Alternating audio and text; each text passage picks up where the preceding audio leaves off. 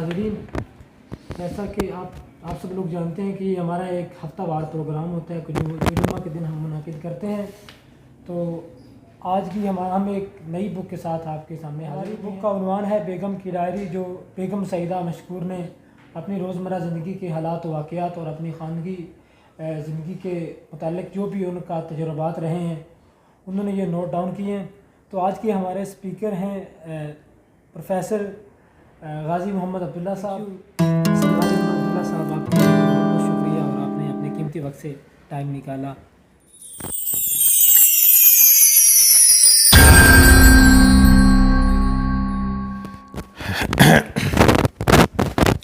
بسم اللہ الرحمن الرحیم.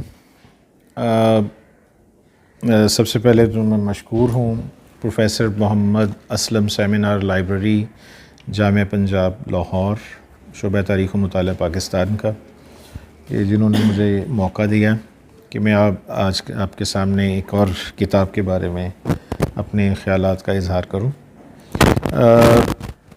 دوسرے میں آپ کا بھی بہت مشکور ہوں کہ آپ نے بڑے اچھے طریقے سے تعارف بھی کروایا، اور خاص طور پہ آنے والے ہمارے دوستوں کا میں شکر گزار ہوں، طالب علم ساتھیوں کا، کہ جو ہر جمعے کو یہاں پہ جمع ہوتے ہیں اور کتاب دوستی کے اس علم کو تھامے ہوئے ہیں.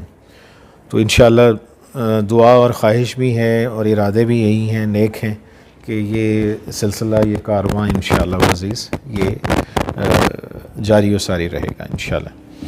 تو بڑھتے ہیں آج کی قصہ اس کتاب اور اس کے مصنف کے بارے میں بہت مختصر ہم پہلے تعارف کرتے ہیں. کتاب میں نے جو آج منتخب کی ہے یہ کوئی نئی کتاب نہیں ہے. اس کتاب کی اس کے چناؤ کی وجہ جو ہے وہ میں بتانا ضروری سمجھتا ہوں. یہ کتاب نومبر 1971 میں پبلش ہوئی ہے، اور اس کی جو مصنفہ ہیں ان کا نام ہے بیگم سعیدہ مشکور.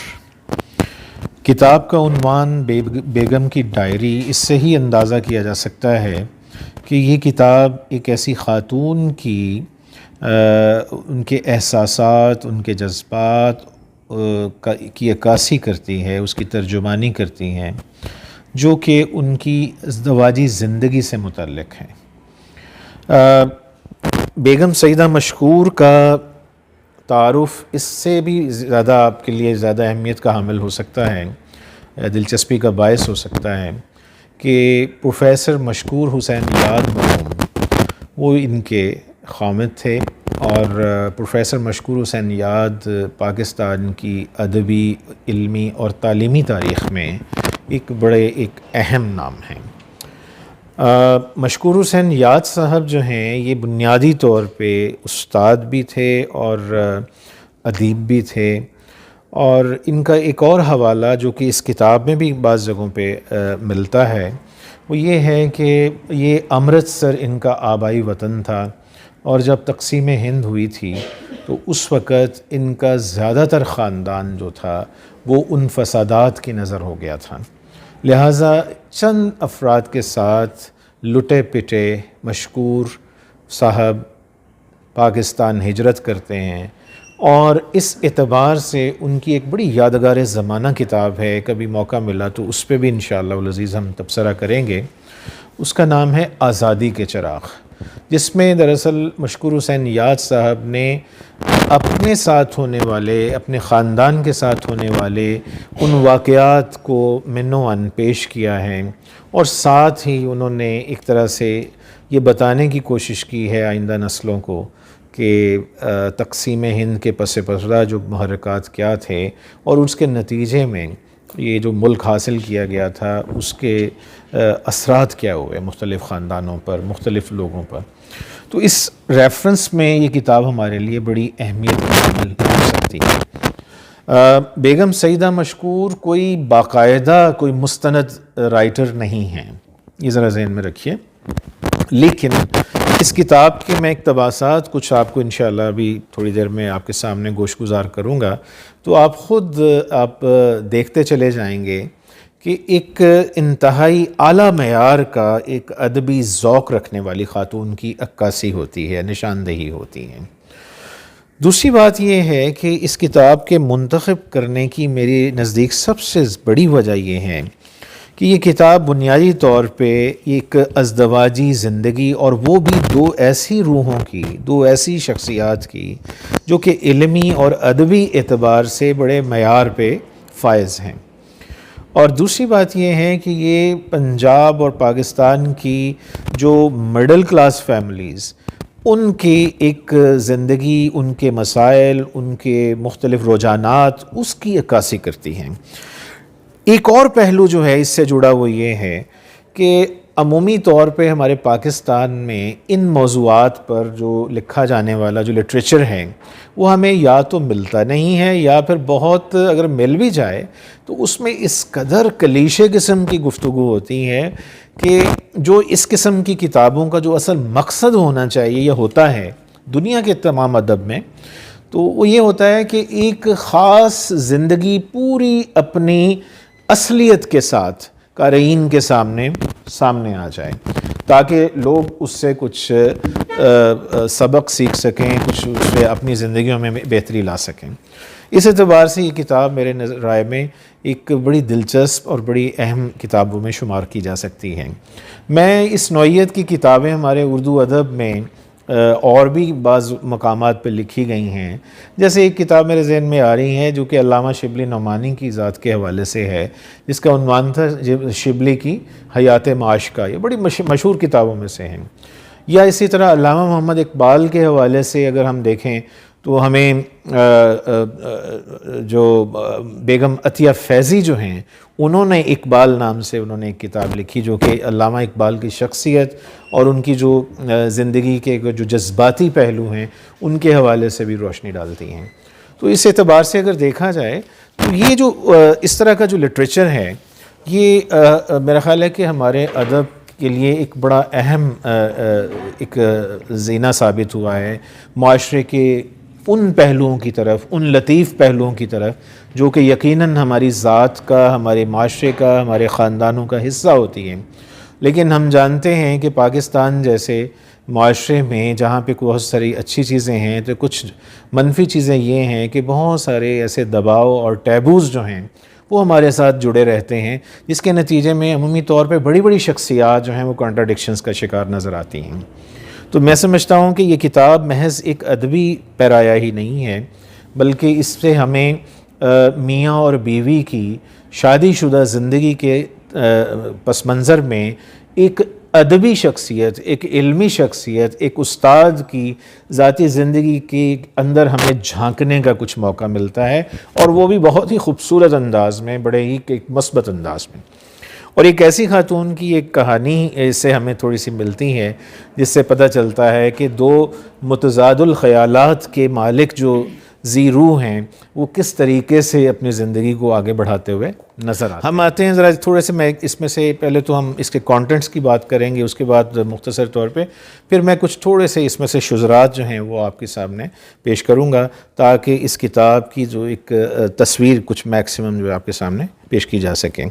کتاب کا جو سرورق ہے اس پر لکھا ہے شادی شدہ زندگی کی رومان پرور لطافتوں سے بھرپور کتاب، اور یہ مکتبہ چلمن سمن آباد لاہور سے 1971 میں پبلش ہوئی تھی۔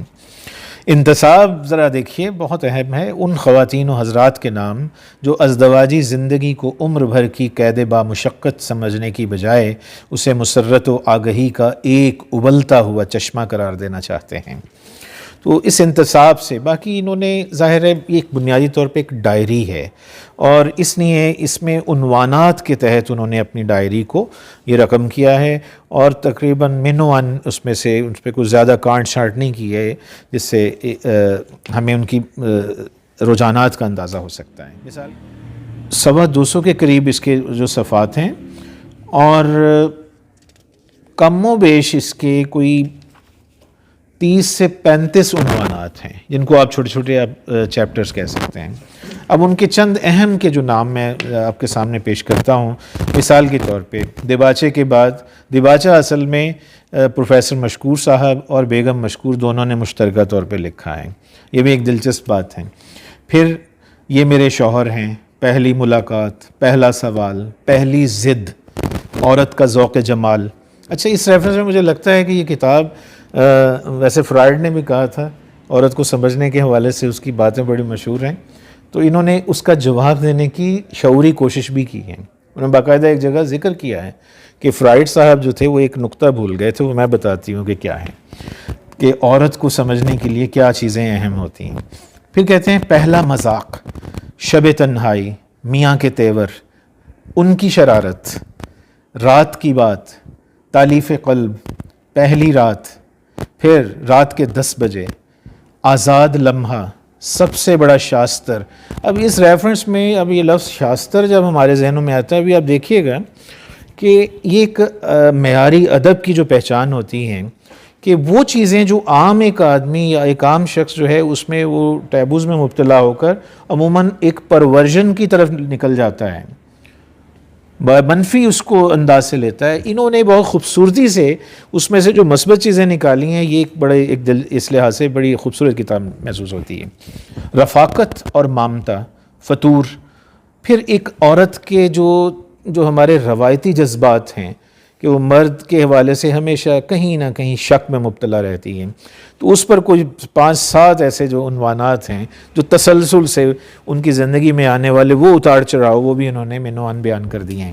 مثلاً چہکتا بلبل، زر خرید غلام، خدا خیر کرے، اب کیا کروں، بے حس شخص، صلح کا نشہ، خوش اور ناخوش گھرانے، تکمیل، مقابلہ، 2 گھوڑے ایک لگام، معصوم گالیاں، میاں کی اچھی بری باتیں دونوں ہی بیان کر دی ہیں اور با اجازت بیان کی گئی ہیں.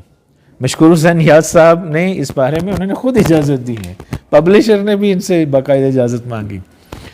ادھوری شخصیت، عورت کیا چاہتی ہے، یہ وہ چیپٹر جس میں انہوں نے فرائڈ کی کانٹیکس میں بات کی ہے.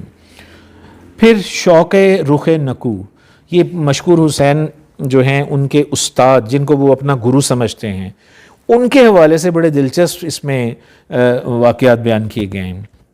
پھر ارسطو کی پیروی، پھر شوہر کی ڈپٹی کمشنری، اس عنوان کے تحت اصل میں مصطفیٰ زیدی جو اردو ادب کا بہت بڑا نام ہے، وہ اور مشکور صاحب آپس میں بڑے گہرے دوست ہیں اور اس زمانے میں ڈپٹی کمشنر تھے، تو وہ اور ان کی جرمن بیگم ان کے گھر آتی ہیں اور اس سے پھر انہوں نے زیدی صاحب کو اور ان کے مزاج کے وہ پہلو جو شاید عام طور پہ ہم کبھی جان ہی نہ پائیں وہ یہاں سے پتہ چلتے ہیں. اور پھر یہ بھی پتہ چلتا ہے کہ ان کے خیال میں، خاتون کے خیال میں، دنیا کے ہر مرد میں کچھ چیزیں کامن ہوتی ہیں، وہ بھی انہوں نے انالیسس کیا ہے. پھر کہتے ہیں میاں کا جوش و خروش، نگاہ کرم، میاں کی چڑ، شادی کی 11ویں سالگرہ. یہ بہت مزے کا چیپٹر ہے اور اس میں انہوں نے بتایا ہے کہ شادی اور اس طرح کے جو ازدواجی معاملات ہیں، اس میں جو اصل جو کرکس ہیں، جو اس کی روح ہے، وہ کیا ہو سکتی ہے. یہ خاص طور پہ یہ کتاب میرے نزدیک آج کے جدید دنیا میں جہاں AI کا زمانہ ہے اور نئی نسل جو ہے اس میں ہم دیکھتے ہیں کہ بہت سارے مسائل ہیں، یہ کتاب میرا خیال ہے کہ ان بچیوں کو ضرور پڑھنی چاہیے کہ جن کی نئی شادیاں ہوئی ہیں یا ہونے والی ہیں یا آئندہ مستقبل میں ان کا ارادہ ہے. تو یہ اس لحاظ سے بہت زبردست میری رائے میں. پھر کہتے ہیں جسم کا حوالہ، یعنی روح اور جسم دونوں کو ڈسکس کیا گیا ہے. ستاتا کون ہے، واعظ کا رقص، ہم زلف اور دیورانی، یعنی اس تعلق سے جڑے ہر پہلو کو انہوں نے بڑی ایمانداری کے ساتھ اور بڑے ہی خوبصورت ادبی پیرائے میں، چونکہ لگتا ہے خاتون جو ہے خاصی کہتے ہیں نا کہ ذوق والی لگتی ہیں اور بڑی صاحب مطالعہ بھی ہیں اور شعری ذوق بھی ان میں بڑا عیاں نظر آتا ہے مختلف جگہوں پہ. ترنم کے ساتھ، گدھے کا بچہ، پندار کا صنم کا کدا، شوہروں کے لیے حکم، اچھے رشتے، طلاق کی دھمکیاں، اظہار محبت، شوہر سے پردہ، ہمسائیگی کے باوجود، انسانیت کا آغاز. یہ آخری چیپٹر ہے. اب یہ سارے کچھ عنوانات ہیں، یہ عنوانات ہی ہمیں قاری کو ابتدا سے ہی اپنی طرف کھینچتے ہوئے، پھر آگے چل کے جو ناشر ہے اس نے بھی اپنے کچھ مندرجات لکھے ہیں. وہ پہلے سے ہی آگاہ کر دیتے ہیں کہ یہ بیگم کی ڈائری آپ کے مطالعہ کے لیے حاضر ہے. ہم بیگم سعیدہ مشکور کے ممنون ہیں کہ انہوں نے اپنی ذاتی ڈائری کے یہ اوراق عام اشاعت کے لیے ہمیں دے دیے. ہم جناب مشکور حسین یاد کے بھی شکر گزار ہیں کہ انہوں نے اپنے بارے میں جو کچھ ان کی بیگم نے لکھا ہے شائع کرنے کی اجازت دے دی. ہمارے معاشرے کی اکثر ازدواجی الجھنیں محض ایک جھجک پر مبنی ہوتی ہیں. میاں کو شکایت رہتی ہے کہ بیوی میرا استقبال مسکرا کر نہیں کرتی، بیوی کو یہ زوم کہ وہ بیوی ہے، محبوبہ نہیں کہ چہلیں کرتی پھرے. اس کے خیال میں بیوی خدمت کے لیے ہوتی ہے، دل ربائی کے لیے نہیں، اور اسی دل ربائی، خدمت اور رومانی لطافتوں پر مبنی ازدواجی زندگی حیا اور جھجک کے مصنوعی خول کے اندر سمٹ کر رہ جاتی ہے، جس کا نتیجہ یہ ہوتا ہے کہ میاں اور بیوی دونوں ہی زندگی کے ان خوشگوار لمحوں کو گھر سے باہر تلاش کرنے لگتے ہیں اور گھر کی فضا بالکل ٹیکنیکل ہو جاتی ہیں. بیگم سعیدہ مشکور کی ڈائری ذاتی تجربات و احساسات اور واقعات پر مبنی ہے. اس میں انہوں نے اکثر ایسی باتوں کا ذکر بھی کر دیا ہے جنہیں ایک عام مشرقی عورت کسی کو بتاتے ہوئے شرماتی ہے، لیکن ہم نے وہ سب راز کی باتیں اور بالکل ذاتی نوعیت کی دلچسپ چہلیں کتاب کی زینت بنا دی ہیں تاکہ دوسرے لوگ بھی ایک کامیاب، پربہار اور رنگین ازدواجی زندگی بسر کر سکیں اور مزاج کی رومانی لطافتوں کو اپنے گھر ہی میں پورا ہوتا دیکھیں، نہ کہ باہر بھٹکتے پھریں اور گھر کا سکون برباد کریں. ازدواجی زندگی کے اس میدان میں ہماری یہ جسارت آپ کے سامنے ہے. اب دیباچہ جو ہے وہ بڑا دلچسپ ہے اور بڑا ایک ڈرامائی انداز میں لکھا گیا ہے، جو کہ مشکور صاحب اور بیگم سعیدہ مشکور کی مشترکہ کاوش ہے، لیکن ظاہر ہے جس میں مصنفہ کا جو رول ہے وہ بہت زیادہ اہم ہے. اب یہ مکالمے کی شکل میں ہے دیباچہ، تو اس میں سے چند ایک جو مکالمے ہیں بڑے اہم ہو سکتے ہیں. میں آپ سے ایک سوال کر سکتا ہوں؟ مشکور صاحب کہتے ہیں. آج آپ سوال کرنے کے موڈ میں ہیں تو کیا باز آئیں گے؟ فرمائیے، بن پڑا تو میں جواب دینے کی کوشش کروں گی.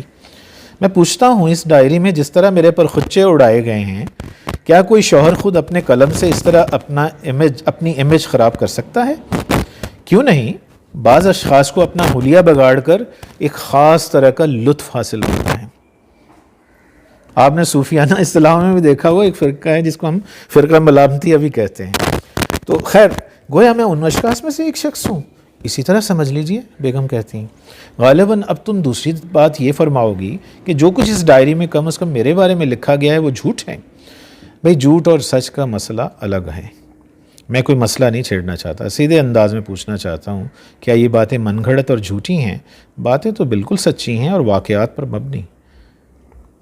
آگے پھر کہتے ہیں کہ مجھے اس ڈائری کا یہی پہلو کچھ کام کا اور خوبصورت نظر آتا ہے کہ اس میں ایک انسانی جوڑے کی چلتی پھرتی زندگی کو بے تکلفی سے ظاہر کیا گیا ہے، جو بہت سی خصوصیات کے باوصف عمومیت لیے ہوئے ہیں. اب دیکھنا یہ ہے کہ ہمارے قارئین اس بے تکلفی کو بے حیائی تو نہیں سمجھ لیتے. لطیف پیرائے میں بہت ساری ہماری جو کانٹرڈکشنز ہیں ان کی طرف اشارے کر دیے گئے ہیں. آپ ڈر رہے ہیں؟ ڈرنا پہلے، جو ڈرتا ہے وہ مرتا نہیں. دنیا کے بڑے سے بڑے بہادر کے دل کو اگر ٹٹول کر دیکھ سکو تو اس میں کوئی نہ کوئی خوف چھپا نظر آئے گا. خوف کے بغیر شجاعت کی جھلک بھی پیدا نہیں ہو سکتی. قصہ مختصر یہ ڈائری. جی ہاں، اس ڈائری کی بات کیجئے. اور ہاں، آپ نے ابھی بھی کہا ہے اس میں عام زندگی کی جھلکیاں نظر آتی ہیں، لیکن جناب معلوم ہونا چاہیے جس طرح ہم میاں بیوی آپس میں گفتگو کرتے ہیں اس زمانے میں یوں کوئی جوڑا بات چیت نہیں کرتا. اچھا، ایک اور چیز ذرا ذہن میں رکھیے کہ یہ ڈائری جو ہے یہ اس دور کی کہانی وہاں سے سٹارٹ ہوتی ہے جب کہ پاکستان تازہ بنا.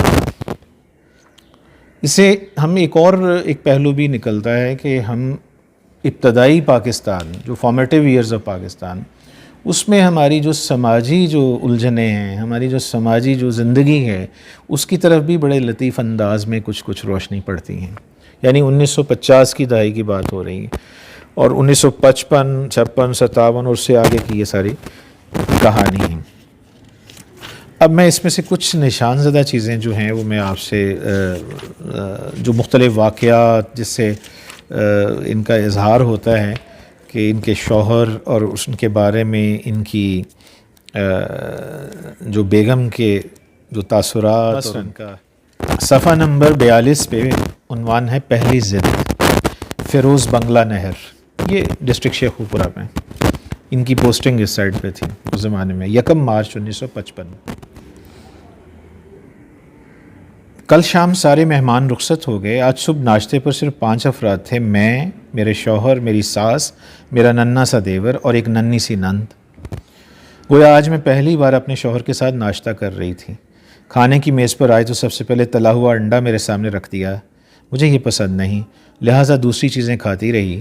میرے میاں نے جب دیکھا کہ میں انڈے کی طرف کوئی توجہ نہیں دے رہی تو کہنے لگے، سعیدہ انڈا کیوں نہیں کھاتی ہو؟ جواب دینا چاہا، خاموش رہی۔ انہوں نے بات دوبارہ پوچھا، جواب دینے کا ارادہ کر ہی پائی تھی، خود ہی کہنے لگے، ٹھیک ہے، یہ اچھی طرح تلا نہیں گیا۔ خانسامہ کو آواز دی، ارے ناظر یہاں آؤ، دیکھو بیگم صاحبہ کے لیے نہایت احتیاط کے ساتھ اسے فرائی کر کے لاؤ۔ ناظر چشم زدن میں ایک کی بجائے 2 انڈے تل کر لے آیا۔ اب میرے سامنے یک نہ شد 2 شد کا مسئلہ۔ عجیب کشمکش میں تھی کہ پھر بولے، کیا بات ہے سعیدہ، تم اب بھی نہیں کھا رہی ہو؟ میں نے جواب دینے کے لیے تیاری کیا تھا کہ ساس بولی، ہاں دلہن تم انڈا کیوں نہیں کھاتی؟ بات دراصل یہ خالہ جان، مجھے تلا ہوا انڈا پسند نہیں۔ موقع غنیمت جانتے ہوئے جواب دیے۔ بولے، چلو بھائی، اگر پسند نہیں ہے تو میری خاطر ہی کھا ڈالو۔ میں پھر کشمکش میں مبتلا۔ انہوں نے کچھ دیر بعد پھر کہا، میں جو کہہ رہا ہوں کھا لو۔ مجھے پھر چپ کا مرض لاحق ہو گیا تھا۔ میری خاموشی سے تنگ آ کر انہوں نے کہا، 2 نہیں تو 1 کھا لو۔ لو بھائی، 1 بھی معاف کیا، آدھا صحیح۔ پھر خود ہی کہنے لگا، آدھا بھی زیادہ، بس 1 چمچ کھا لو۔ اور ادھر میں زمیں جنبد نہ جنبد گل محمد کا مصداق بنے بیٹھی تھی۔ یہی خیال آ رہا تھا کہ آخر یہ بچوں کی سی ضد کیوں کر رہے ہیں، حالانکہ میں نے صاف صاف بتا دیا ہے کہ مجھے تلا ہوا انڈا پسند نہیں، پھر خامخواہ مجبور کرنے سے حاصل۔ خیر، اتفاق دیکھیے، ناراض ہو کر بغیر ناشتہ کیے غصے میں ٹہلنے لگے۔ حیف صد حیف، میرے کہنے پہ تم 1 انڈا بھی نہیں کھا سکتی۔ کس قدر حیرت اور افسوس کا مقام ہے، بلکہ سچ پوچھو تو سر پھوڑنے کا مقام۔ مجھے اس وقت ان کے ساتھ ہمدردی اور اپنے رویے پر ندامت محسوس ہو رہی تھی، لیکن میں سمجھتی تھی کہ کچھ دیر ناراض ہو کر بھول جائیں گے، پھر میں انہیں اطمینان سے سب کچھ سمجھا دوں گی، لیکن وہ بات نہیں بھولے۔ تمام دن مختلف انداز میں اس پر اظہار خیال فرماتے رہے۔ مرد کی نفسیات۔ ہائے ہائے، یہ میری کیسی بیوی ہے، میرے کہنے سے 1 انڈا بھی نہیں کھا سکتی۔ 1 انڈا؟ اور پھر میں نے کب کہا تھا سالم انڈا کھاؤ؟ میں نے تو یہاں تک اپنی بات کو پہنچا دیا تھا کہ بھئی تمہیں پسند نہیں، چلو مت کھاؤ، اسے کم از کم ہاتھ ہی لگا دو۔ اور اس ضدی بیوی نے اسے چھوا تک نہیں۔ میرے خدا، یا اللہ، اگر یہ میرے کہے سے 1 انڈا نہیں کھا سکتی، زندگی میں میرا کیا ساتھ دے گی؟ ہاں، افسوس صد افسوس، یہ کیا رفاقت ہے۔ شوہر انڈا کھانے کو کہا اور بیوی کھانا تو درکنار اسے ہاتھ تک نہ لیا۔ اے پاک پروردگار، اے عادل و منصف، تو خود انصاف کر۔ میں نے انڈا کھانے کو کہا تھا، زہر کھانے کو تو نہیں کہا تھا۔ کبھی اپنے آپ کو پلنگ پر گرا کر لمبی آہیں بھرتے ہوئے کہتے، خدایا تنہائی کے احساس سے دم گھٹا جا رہا ہے، اگر یہ ضدن انڈا کھا لیتی کیا بگڑ جاتا؟ ہائے ہائے، یا اللہ تو میری مدد فرما۔ بے چینی سے کروٹیں لینے کے بعد کہتے، میں کہتا ہوں دنیا میں انڈے نے وجود ہی کیوں پایا؟ اب یہ ایک ادبی، ایک شاعر، اس شخص کے حوالے سے بھی انہوں نے ایک جگہ پہ اظہار کیا ہے۔ بعض جگہ کہتی ہیں آگے چل کے کہ میرا تجربہ یہ ہے کہ شاید شاعروں کو، ادیبوں کو شادی جیسے فریضے سے ذرا دوری رکھنا چاہیے۔ آگے یہ بھی بات کی ہے۔ خیر، آسمان کی طرف دیکھ کر فرمانے لگے، مثلا کہتے ہیں مرغی انڈا کیوں دیتی ہے؟ کیا یہ براہ راست بچے نہیں دے سکتی؟ آسمان کی طرف دیکھ کر فرمایا، کیوں اللہ میاں، تمہارا کیا بگڑتا اگر مرغی سے انڈے پیدا نہ کرتا؟ گھوڑا انڈے دیتا تو کیا بات بھی تھی؟ اسی طرح بھینس، اونٹ، ہاتھی، یہ جانور انڈے دیتے تو یقینی بات تھی کہ ان کے انڈے بڑے ہوتے ہیں۔ خیر، پھر اچانک کیا خیال آیا، پلنگ سے اٹھ کر ملازم کو پکارنے لگے۔ اب یہ سنیے، ٹوسٹ ہے۔ ناظر، ارے ناظر جلدی سے یہاں آؤ۔ ناظر بیچارہ کام چھوڑ کر آیا۔ جی شاہ صاحب فرمائیے، کیا حکم ہے؟ دیکھو ناظر، گھر میں جس قدر انڈے انہیں یکدم توڑ ڈالو۔ ان کا حلوہ بنانا ہے جی؟ پوری طرح بات سنا کرو، درمیان میں مت بولا کرو۔ آملیٹ بنانا ہے جی؟ اف نالائق کہیں کہ، میں کہتا ہوں میری بات سنو، فرمائیے۔ تمام انڈے توڑ ڈالو۔ مگر جناب، توڑ کر باہر پھینک دو۔ جی، میں جناب کی بات نہیں سمجھا، میں نے کہا ہے تمام انڈے توڑ کر باہر پھینکاؤ۔ لیکن صاحب وہ تو گندے نہیں ہیں، بالکل تازہ ہیں۔ میں جو کہتا ہوں تعمیل کرو۔ جناب کوئی وجہ بھی تو ہو، اب دنیا میں انڈے کا کوئی مقام نہیں رہا، انڈے کو صفحہ ہستی سے مٹ جانا چاہیے۔ شاہ صاحب وہ بڑی حفاظت سے اچھے مقام پہ رکھے ہوئے ہیں، بکواس بند کرو، میری آنکھوں سے دور ہو جاؤ۔ ناظر سر کھجاتا ہوا حیران پریشان باورچی خانے میں آ کر اپنے کام میں مصروف، تمام دن انڈے کا ذکر چلتا رہا۔ ایک صاحب ان سے ملنا ہے, کہنا تو یہ چاہتے تھے کرسی پہ تشریف رکھیے, کہنے لگے بھائی انڈے پہ تشریف رکھیے. مہمان غریب سخت حیران, سوچنے لگا بچے خرید سے ہیں, کہنے لگے بھائی انڈے بچے خرید سے ہیں. مہمان پھر بوکھلا گیا, تو کہنے لگے صاحب انڈے مطلب اب بتا رہے ہیں میرے شوہر صوفے یا کرسی پہ بیٹھتے ہیں تو عمومی طور پہ زیادہ دیر تک ٹانگیں نیچے رکھ کر لٹکا کر نہیں بیٹھ سکتے, بلکہ جلدی دونوں ٹانگیں کرسی یا صوفے پر لے آتے ہیں. اب ایک اور ٹویسٹ, ان کا کہنا ہے ٹانگیں لٹکا کر بیٹھنا کوئی بیٹھنا ہے, بلکہ یہ تو آدھا بیٹھنا اور آدھا کھڑے ہونا ہے. چنانچہ جب کوئی ان کے پاس آتا ہے تو اسے بھی یہی دعوت دیتے ہیں کہ ٹانگیں اوپر کر کے بے تکلفی سے بیٹھ جائیے. مہمان آ گئے اس دوران, اور اس مہمان سے یہی کہنا چاہتے تھے کہ جوتے اتار کر آرام سے بیٹھے. کہنے لگے صاحب انڈے اتار کر آرام سے کرسی پہ تشریف رکھے. قصہ مختصر, تمام دن آج انہیں میرا انڈا نہ کھانے کا قلق رہا. مجھے بہت دکھ ہوا. دراصل یہ بہت حساس قسم کے انسان معلوم ہوتے ہیں. میں بھی ان کے مزاج سے واقف نہیں ہوں. جہاں تک میری ضد کا تعلق ہے, آپ جانتے ہیں تریاہٹ تو مشہور ہے, پھر آگے عورت کا ذوق جمال, پھر وہ پہلا مذاق. اور یہ بڑی اہم بات, یہ اس سے اندازہ ہوتا ہے کہ ازدواجی زندگی کے اتار چڑھاؤ اور لطافتیں, اور اگر اس میں کہتے ہیں نا کہ کی تیری کی میری والا معاملہ ہو تو پھر یہ زندگی نبھتی نہیں ہے. یہ خاص طور پہ آج کے وہ جو ہمارے جو ریاکشنری بچوں کو یہ بات سمجھنی چاہیے. عنوان ہے صفحہ 51 پر پہلا مذاق, 4 مارچ 1955. یاد رکھیے شادی ابھی تازہ تھوڑا عرصہ ہی ہوئے ہیں. جس لڑکی کو شادی سے پہلے کسی غیر مرد کے ساتھ بات کرنے کا اتفاق تک نہ ہوا ہو, اس نے معمولی سا کچھ لکھ پڑھ بھی لیا ہو, اسے شادی کے بعد اپنے شوہر سے مذاق فرمانے کا بلا وجہ شوق چراتا ہے. یہ بڑا لطیف اشارہ ہے ہمارے اس کلچر کے بارے میں جب لڑکیاں چھپ چھپ کے اپنے ہونے والے دولہا کو دیکھتی تھیں اور خامخواہ شرما جایا کرتی تھیں. یہ اس کلچر کی اسی جذبے کے تحت مجھے بھی ان سے شرارت سوجی. 6-7 دن کی بات ہے. ایک صبح جیسی وضو کرنے کے لیے ان کے پاس سے گزری, یہ بے سود پڑے سو رہے تھے. میں نے ان کے منہ پر گیلا ہاتھ جھٹک دیا. ان کی آنکھ کھل گئی. یہ پہلے خفا ہونے لگے, لیکن پھر مسکرا کر بولے, سیدہ مجھے یہ مذاق اچھا نہیں لگتا, آئندہ اس طرح نیند میں مجھ پر پانی مت ڈالنا. مجھے ان کے اس جواب نے کچھ زیادہ متاثر نہ کیا, چنانچہ میں نے اگلے روز بھی یہ عمل دہرایا. اس دفعہ ان کے ماتھے پر کچھ بل پڑ گئے. میں سمجھتی تھی وہ میری اس شرارت پر محبت کا اظہار کریں گے.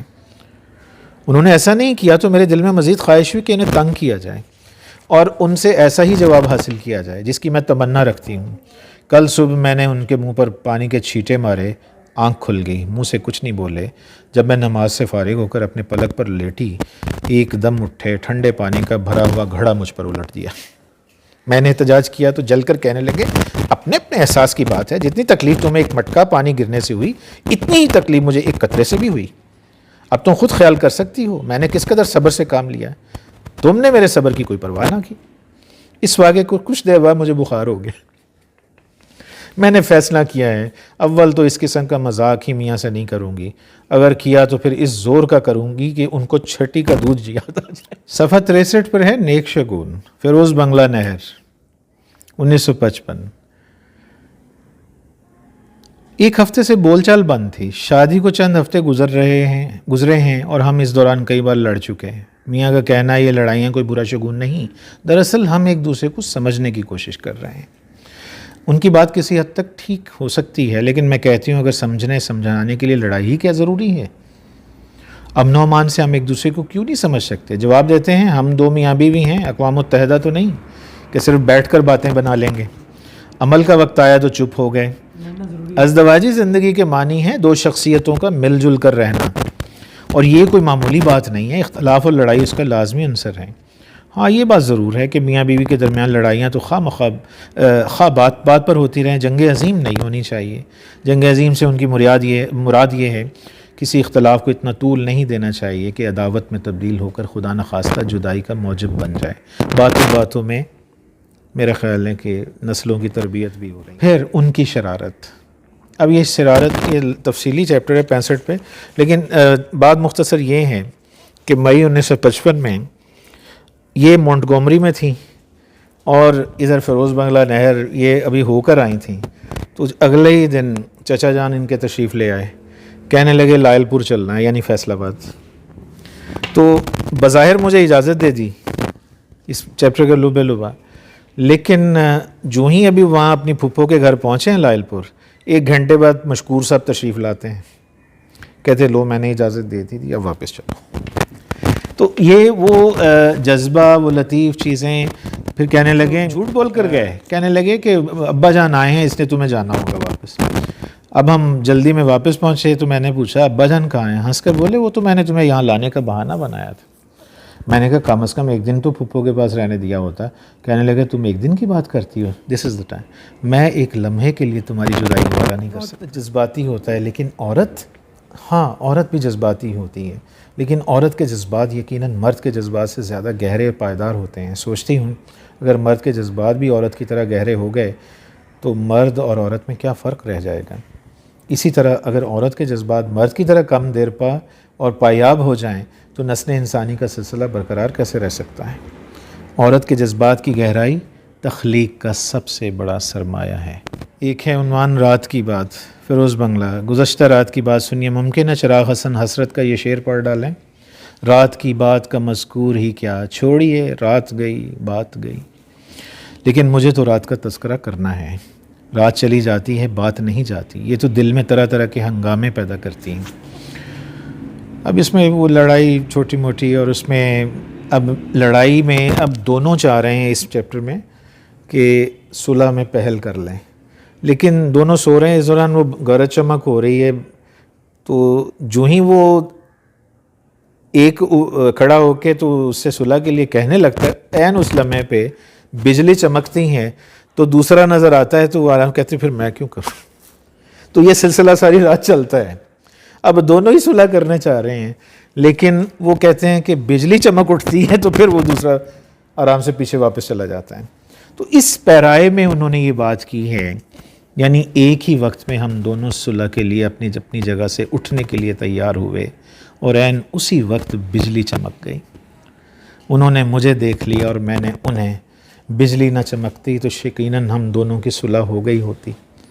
سوچتی ہوں بعض وقت کی روشنی بھی اندھیرے سے کم تکلیف دہ نہیں۔ تالیف قلب۔ اب یہ ان خواتین کے لیے، ان بچیوں کے لیے جو آج کے جدید تعلیم یافتہ دور میں ہر چیز میں 2 + 2 4 نکالنا چاہتی ہیں، یہ ان کے لیے بہت اہم ہے۔ مونٹگومری میں ہے۔ کل ایک سسرالی عزیز کی شادی میں شریک ہونے کا اتفاق ہوا۔ شادی روایتی قسم کی تھی، وہی ڈھول ڈمکا، مہمانوں کی چہل پر، روٹھا منائی، شکوے شکایت، بارات کی روانگی، سہرا بندھائی وغیرہ وغیرہ۔ میں لباس تبدیل کر کے تیار ہو کر بارات میں چلنے لگی، ایک بزرگ رشتہ دار خاتون نے کہا بہو کیا اچھا ہوتا اگر تم ماتھے پر جھومر بھی لگا دیتی۔ بہتر ہے خالہ جان، یہ کہہ کر میں نے آن کی آن میں جھومر لگا لیا۔ میری اتنی سی بات پر خاتون محترم نے جگہ جگہ میری تعریف کی، جس سے بھی ملتی کہنے لگتی مشکور کی دلہن بہت سعادت مند ہے، بڑوں کا بے حد خیال رکھتی ہے۔ That is a lesson. اس واقعہ کو بیان کرنے سے میرا مطلب اتنا ہے کہ بزرگوں کی معمولی سی بات مان لینے سے ایک لڑکی اپنے سسرال میں نیک نامی حاصل کر سکتی ہے۔ ویسے بھی عام زندگی میں ہم لوگ خیال نہیں رکھتے، ورنہ بہت سے مواقع ایسے آتے ہیں کہ ہماری ذرا سی توجہ سے دوسروں کی تالیف قلب کا بڑا سامان مہیا ہو سکتا ہے۔ اس میں ہلدی اور پھٹکڑی قسم کی کوئی چیز نہیں لگتی، رنگ واقعی چوکھا آ جاتا ہے۔ اب ذرا میرے میاں کی سنیے۔ بارات کی واپسی پر جب میں نے انہیں جھومر لگائے دیکھا، انہوں نے مجھے جھومر لگائے دیکھا، کہنے لگے ارے واہ دلہن تم تو دکھائی دے رہی ہو اپنی۔ میں نے تمام واقعہ سنا ہے، بہت خوش ہوئے، میرا ہاتھ پکڑ کر بولے ادھر آؤ ذرا تمہیں دانت تو دے دوں۔ میں نے بڑی مشکل سے ہاتھ چھڑایا اور ان کے پاس سے بھاگ نکلی۔ چھوٹا سا مختصر ہے، بہتر کون؟ اب یہاں پہ حدیث کوٹ کر رہے ہیں، اکمل المومنین ایمانا احسنهم خلقا وخیارکم لنسائہم۔ مومنین میں جس کا اخلاق سب سے اچھا ہے اس کا ایمان بھی کامل ہے، اور تم میں سے جو عورتوں کے حق میں بہتر ہے وہی سب سے بہتر ہے۔ یہ حدیث دے کر میرے میاں کہنے لگے بیگم تم نے عورتوں کے حق کا ذکر کیا ہے، حضرت نے جنت میں جانے والی عورت کی تعریف کرتے ہوئے یہ بھی تو ارشاد فرمایا ہے کہ وہ اپنے شوہر کو ناراض نہیں رہنے دیتی، اگر کبھی کوئی خطا ہو جائے تو اپنا ہاتھ شوہر کے ہاتھ میں ڈال کر کہتی ہیں کہ جب تک تو مجھ سے راضی نہ ہو جائے گا میں بالکل سوؤں گی نہیں. لیکن آج ذرا تھوڑے سے ہم ہر صورت اپنا حق مانگنا چاہتے ہیں. یہ چیزیں ہیں جس سے اندازہ ہوتا ہے کہ ایک ازدواجی زندگی کی خوبصورتی، اس کی نزاکتیں، اس کی لطافتیں، اس کے اتار چڑھاؤ وہ کیا ہوتے ہیں. اور ایک مضبوط ازدواجی زندگی کے لیے کوئی راکٹ سائنس نہیں ہوتی. اس میں ایک دوسرے کو مارجن دیتے ہوئے ایک فطری انداز سے زندگی گزارنی پڑتی ہے. تبھی جا کے کہتے ہیں کہ 100 بار جب عقیق کٹا تب نگیں ہوا کہ مسئلہ، پھر یہ زندگی. اب اس میں ایک ہے جی رات کے 10 بجے. کل رات انہوں نے مجھے حسب معمول 10 بجے جگا دیا تاکہ میں بچے کو دودھ پلا دوں. بچے کو دودھ پلانے کے بعد ایک پیالہ دودھ ان کے لیے بھی لے آئی. اتنی دیر میں کرسی پہ بیٹھے بیٹھے سو گئے تھے. مجھے شرارت سوجھی. جس چمچ سے دودھ میں شکر گھول رہی تھی اسے ان کے ہونٹوں سے لگا کر میں نے کہا منع میاں اٹھو تم بھی دودھ پی لو. Look at. اگر آپ سیرت نبوی پڑھیں تو آپ کو اندازہ ہوگا. ہم نے نبی کریم صلی اللہ علیہ وسلم کو نارملی ہم بالکل سٹیٹک سمجھتے ہیں. وہ جو کہتے ہیں نا کہ اپنے گھرانے کے اندر کی جو ان کی زندگی ہے تو اس سے ایک بہت بڑی مثال ہے کہ how he behave towards his women. اب ان کی آنکھ کھل گئی، ساتھ ہی غصہ بھی آ گیا. میرے ہاتھ سے پیالہ چھین کے کہنے لے تو مجھے دودھ پلانا چاہتی ہے؟ جی ہاں خیال تو یہ تھا. میں نے کچھ ڈر کر کچھ ہنستے ہوئے جواب دیا. انہوں نے کہا اچھا، اور دودھ سے بھرا ہوا پیالہ اپنے ہی سر پر ڈال لیا. بولے تو پھر اس طرح پلاؤ، چمچ سے کیوں پلاتی ہو؟ اس وقت ان کی صورت دیکھنے کے قابل تھی. دودھ اور بالائی عجیب طرح سے ان کے بالوں میں سے ہوتے ہوئے ان کے گالوں پر سفید پینٹ کر رہے تھے. مجھے مزید شرارت ہوئی. قریبی رکھے ہوئے آئینے کو ان کے سامنے کر کے کہا اب جناب ذرا اپنی صورت بھی ملاحظہ فرما لیں. بس پھر کیا تھا، آئینہ دیوار پہ دے مارا، بے نقط سنانا شروع کر دیں. اب مجھے بھی غصہ آ گیا. سوچا اچھے بھائی میرے میاں ہیں، ذرا سی ہنسی مذاق برداشت نہیں کر سکتے. میں خاموش ہوگی. میری خاموشی پر یک اپنی غلطی کا احساس ہوا. فوراً بولے بھائی سیدہ معاف کر دو، اس وقت میری حرکت خاصی طفلانہ تھی. تم جانتی ہو نیند میں کوئی ذرا مجھے ہاتھ لگا دے تو غصہ آ جاتا ہے. لیکن میں نے فیصلہ کر لیا تھا چند دنوں ناراض رہ کر میاں صاحب کی عقل ٹھکانے لگانی چاہیے. چنانچہ ہماری بول چال بند ہے. یہ ڈائری میں اب یہ بڑی چھوٹے سے جملے ہیں. آزاد لمحہ صفحہ نمبر 100 پر. ڈائری لکھو تو مقام، تاریخ اور دن بھی تحریر کرو. آخر کیوں؟ اسی لیے نا کہ کوئی لمحہ گرفت میں آ جائے.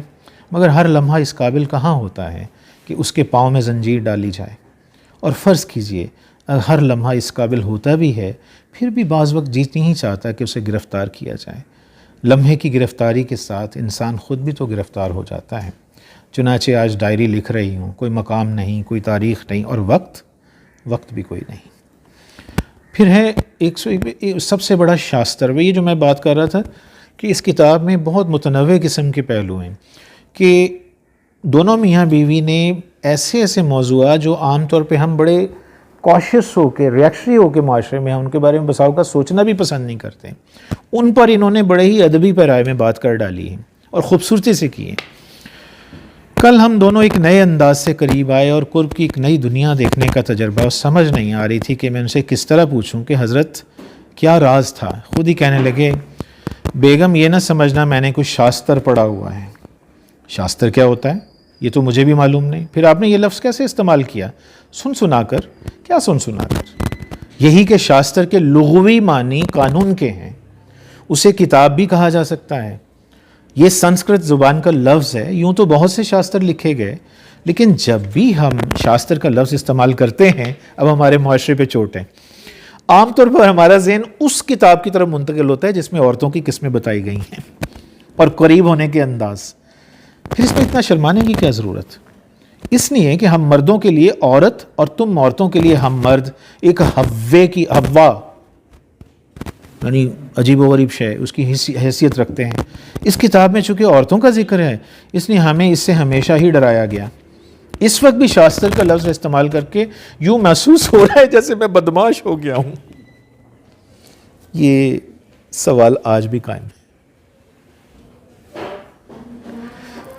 وہ تو آپ ہیں، آگے بات کیجئے. بیگم کہہ رہے ہیں کہ آپ واقعی بدمعاش ہیں. بدمعاش آدمی بیچارہ کیا بات کر سکتا ہے؟ بہرحال جنس کو ہم نے خاص چھوئی موئی بنا ڈالا ہے. بدستور سنجیدہ جواب ملا. آپ چاہتے ہیں بے حیائی عام ہو جائے؟ میں نے پھر چٹکی لی. قطعی نہیں. پھر میں صرف یہ کہنا چاہتا ہوں میاں بیوی کو آپس میں تکلف نہیں کرنا چاہیے. کون تکلف کرتا ہے؟ اس بات کو رہنے دو. ہمارے معاشرے میں بہت کم جوڑے ایسے ہوں گے جو صحیح معنوں میں ایک دوسرے سے بے تکلف ہوں. بے تکلف ہونے سے فائدہ؟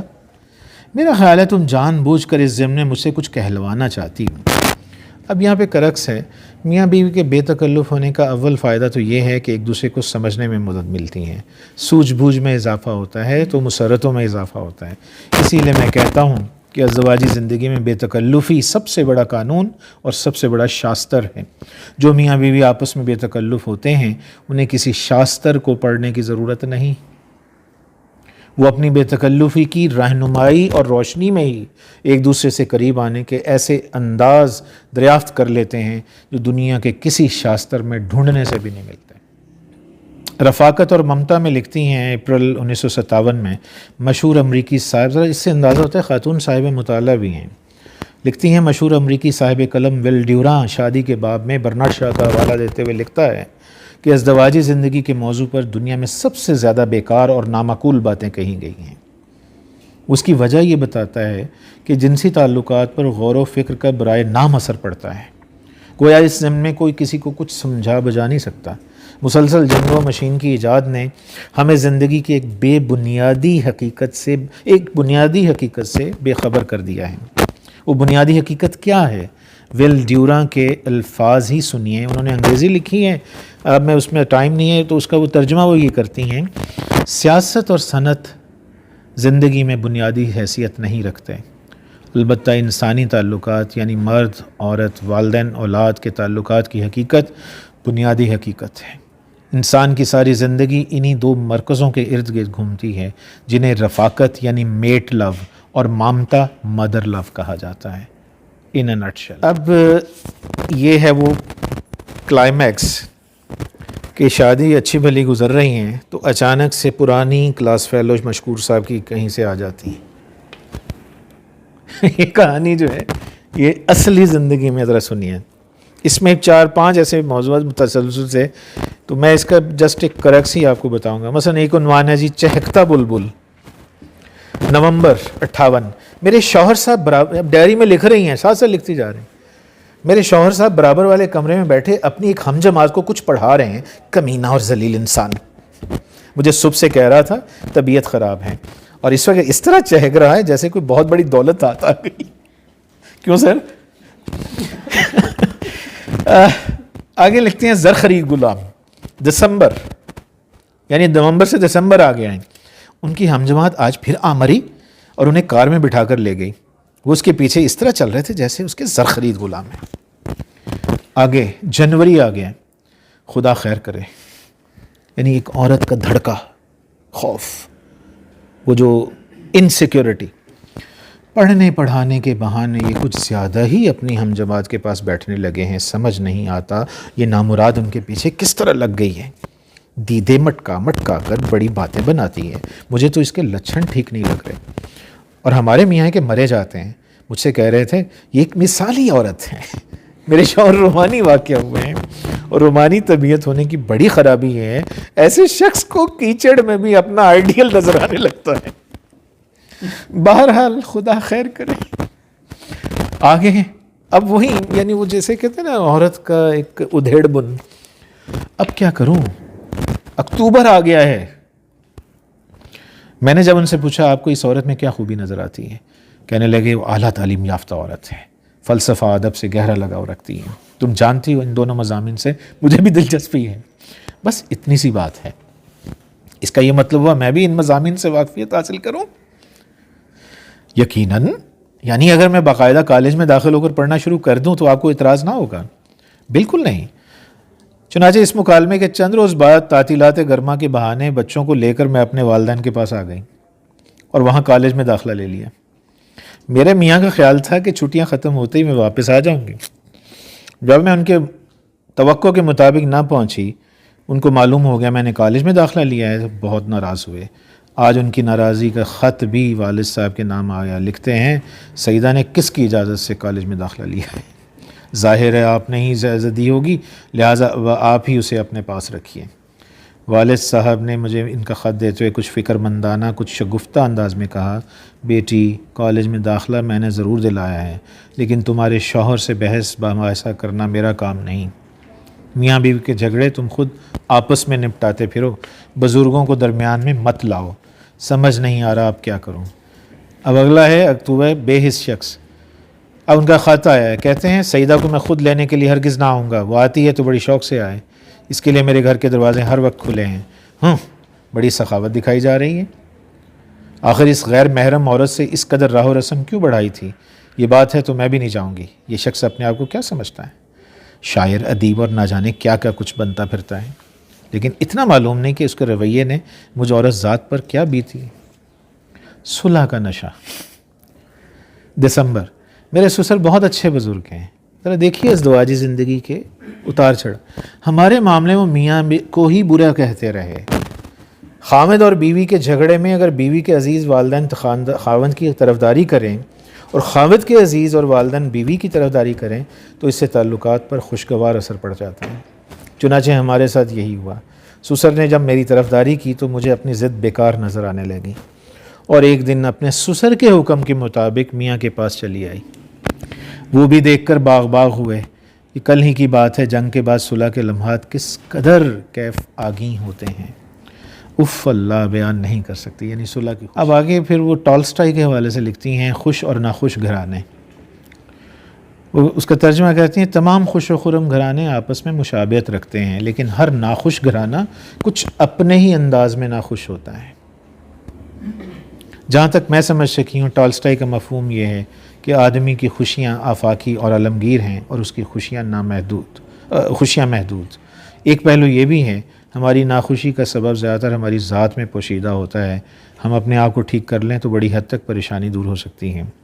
ازدواجی زندگی کی ناخوشیاں ایسی ہی ہوتی ہیں جنہیں میاں بیوی مل کر خوبی دور کر سکتے ہیں۔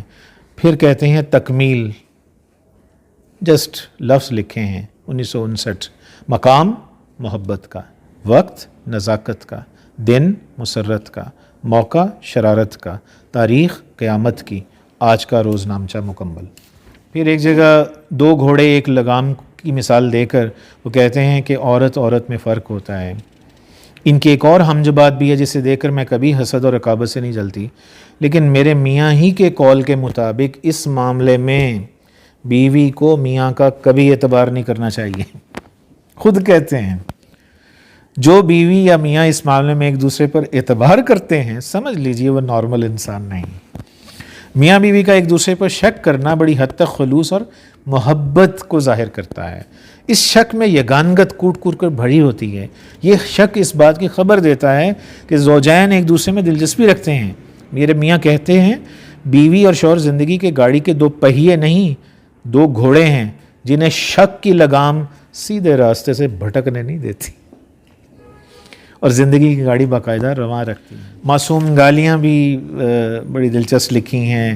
کہتے ہیں میرے میاں کی زبان پر 2-3 گالیاں بری طرح چڑھی ہیں۔ یہ سالے اور بہن کی گالیاں ہیں۔ تیسری میرے خیال میں گالی نہیں ہے، لیکن وہ اسے بھی گالی کہتے ہیں۔ پہلی 2 گالیاں غصے پیار کے موقع پر، اور تیسری گالی انکسار کے طور پر۔ ان گالیوں کو وضاحت سے یوں مثلا کوئی چیز تلاش کر رہے ہیں، مل نہیں رہی تو ان کے منہ سے فوراً یہ الفاظ برآمد ہوں گے، وہ سالہ میرا قلم کہاں ہے، سالی قمیص کہاں گئی، سالہ زمانہ بڑا خراب آ گیا، سالی دنیا چین نہیں لینے دیتی۔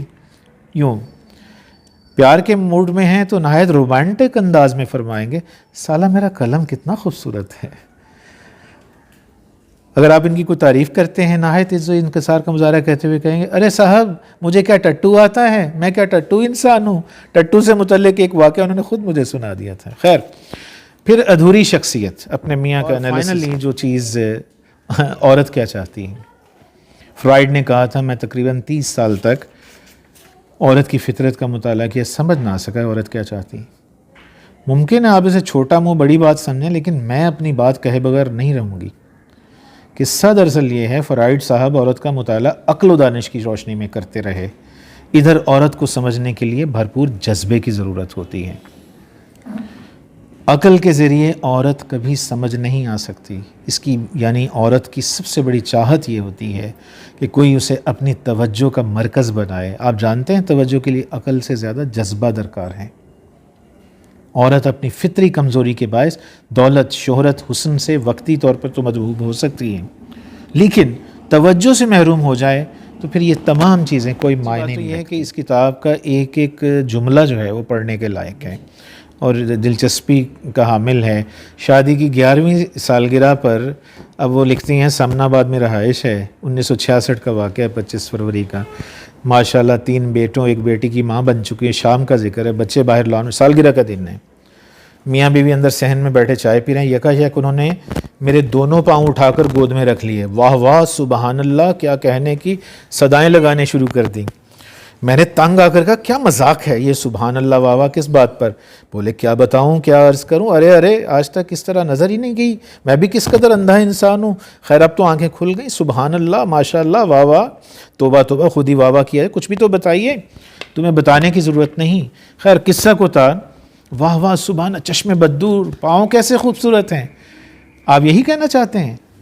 پاؤں تک تو ابھی میری نظر ہی نہیں پہنچی، وہ بھی تو یقیناً خوبصورت ہی ہوں گے، میں تو آج تمہارے پاؤں کی کہ چھوٹے سے حصے کو دیکھ کر ہی بے خود ہوا جا رہا ہوں۔ ایک چھوٹا سا حصہ؟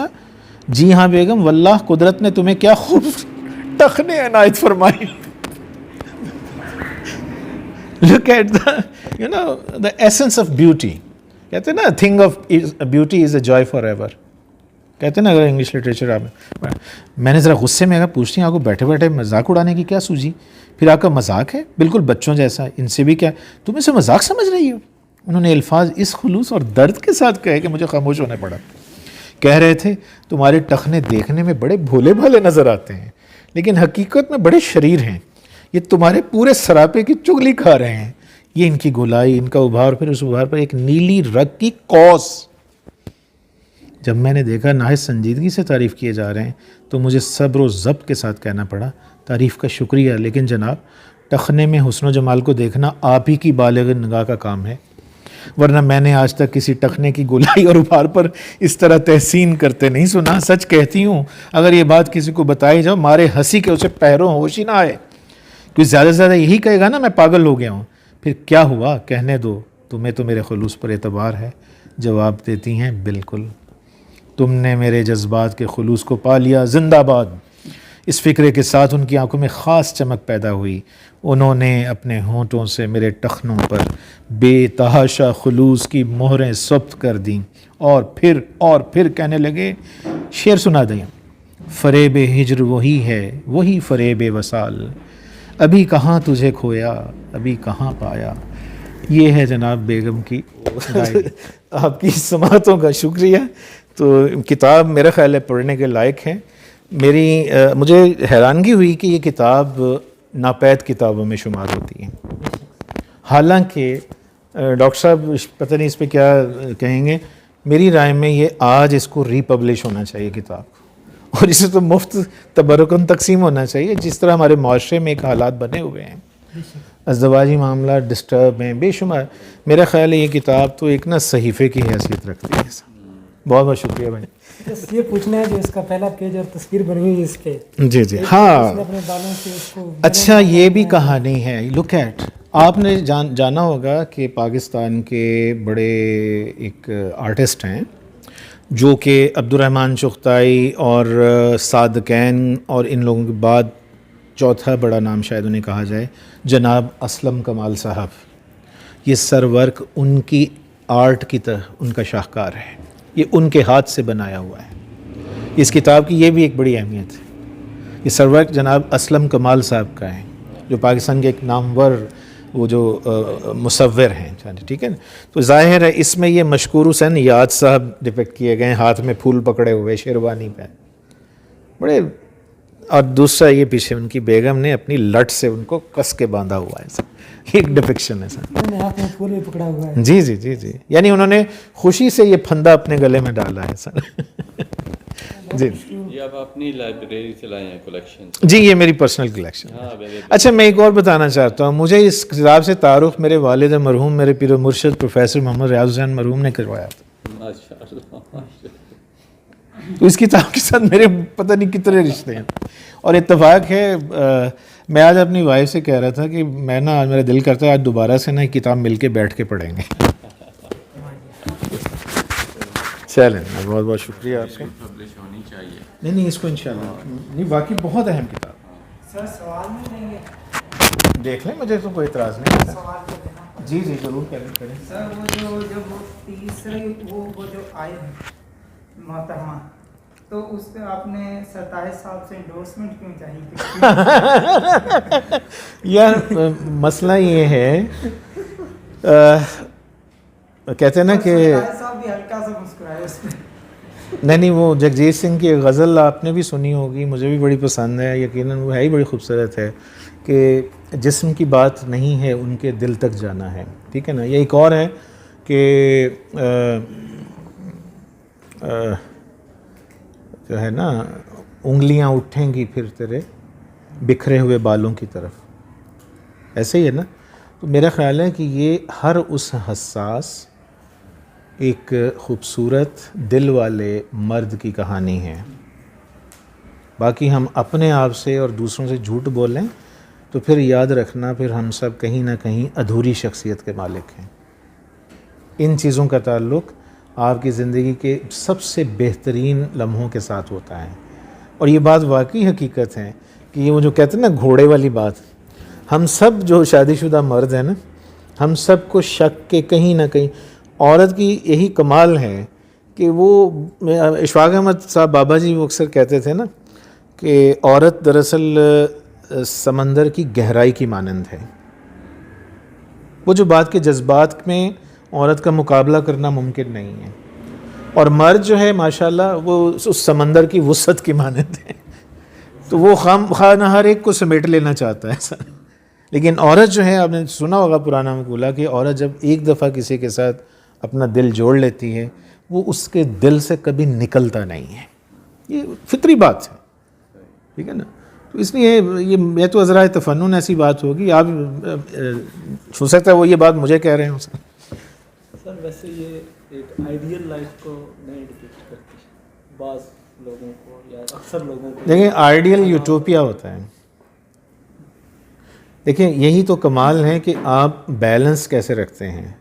میں یہ اس سے ہٹ کے میں نے اپنے لائف میں جو اپنے والدین کو دیکھا ماشاءاللہ, ایون میرے دادا دادی کو دیکھا, میرا خیال یہ ہے, آپ سب کے تجربات الگ الگ ہو سکتے ہیں, میں تو ایک جملے میں کہوں گا کہ ایک دوسرے کو مارجن دینے سے ازدواجی زندگی خوبصورت بنتی ہے. میں بھی انسان ہوں, وہ بھی انسان ہے, میں بھی غلطی کر سکتا ہوں, وہ بھی کر سکتی ہیں. تو کسی کو تازیانہ نہ بنائیں, اور ایک دوسرے کی یعنی کہیں پہ آپ کہیں وہ اس کی اصلاح کر رہا ہے, کہیں میں اصلاح کر, اور وہی بات ہے آپ عقلی پیمانے پر اس رشتے کو نہیں تول سکتے. سیدھی سی بات. اب انہوں نے میری تائید اس لیے چاہی. یہ ذرا مائک لیں سر. آپ میں سے کوئی بھی شادی شدہ نہیں ہو. آپ شادی شدہ تو نہیں, کوئی شادی. تو ہم دونوں پروفیسر صاحبان ہی شادی شدہ ہیں. تو وہ جو شک کا جو ہے وہ رسی ہے جی, وہ ہم سب کو باندھے ہوئے. ہاں وہ جو ہے وہ اس کو اینالائز ہم ہی کر سکتے ہیں. ہاں بالکل. بہرحال یار اللہ کا شکر ہے کہ ہم الحمدللہ کہتے ہیں نا ایک بڑا اچھا دور گزار کے آئے ہیں, اور آئندہ بھی انشاءاللہ. اس کی بنیاد یہی ہے ایک دوسرے سے اس کو انسان سمجھیں, بس ایک دوسرے کو انسان. یہاں پہ پیس پبلشرز ہے لاہور میں, جی وہ آتے بھی رہتے ہیں. جی آپ جی ملتے ہوں گے مجھے. وہ اس طرح کی کتابوں نایاب جی سر ضرور یہ کرنی چاہیے. ایسی کئی کتابیں ہیں سر. یہ بیٹا میرا خیال ہے نہیں آپ میں آپ کو بھیج بھی دیتا ہوں, یہ آپ لے لیں ویسے میں آپ کو بھیج بھی دوں گا سر. ان سے ڈسکس کر لیں گے اگر وہ چھاپتے ہیں نا. تو مشکور حسین یاد صاحب گورنمنٹ کالج لاہور میں میاں محمد نواز شریف کے بھی استاد رہے ہیں. صحیح. وہ ایک الگ مسئلہ ہے کہ انہوں نے یاد صاحب سے کچھ سیکھا یا نہیں سیکھا, یہ مجھے نہیں معلوم ہے سر. میں بہت شکریہ ادا کرتا ہوں پروفیسر غازی عبداللہ صاحب کا, جنہوں نے ایک نایاب کتاب ڈھونڈی جو ہماری معاشرتی زندگی کے حوالے سے بہت اہم ہے. اور شکریہ ادا کرتا ہوں پروفیسر ڈاکٹر طاہر محمود صاحب کا جو اس محفل میں تشریف لائے. جو ایک انسان کی ازدواجی زندگی ہے اس کے بارے میں ایک بہت ہی امپورٹنٹ کتاب ہے کہ جس طرح بیگم صاحبہ نے اپنی زندگی کے حالات و واقعات کو بیان کیا ہے اور پھر ان کا آخر میں حل بتایا ہے کہ حل کیسے کرنا ہوتا ہے. اور باقی جو یہ ہمارے ڈپارٹمنٹ کی ایک بہت اچھی روایت ہے کہ اس میں طلباء کی جو معاشرتی زندگی ہے اس کو بھی پروان چڑھایا جاتا ہے. اور اس کے بارے میں بہت شکریہ سر غازی صاحب, آپ جس طرح کی نایاب بک نکال کے لے جاتے ہیں اور اسٹوڈنٹوں کو ان چیزوں سے روشناس کرواتے ہیں. بہت شکریہ.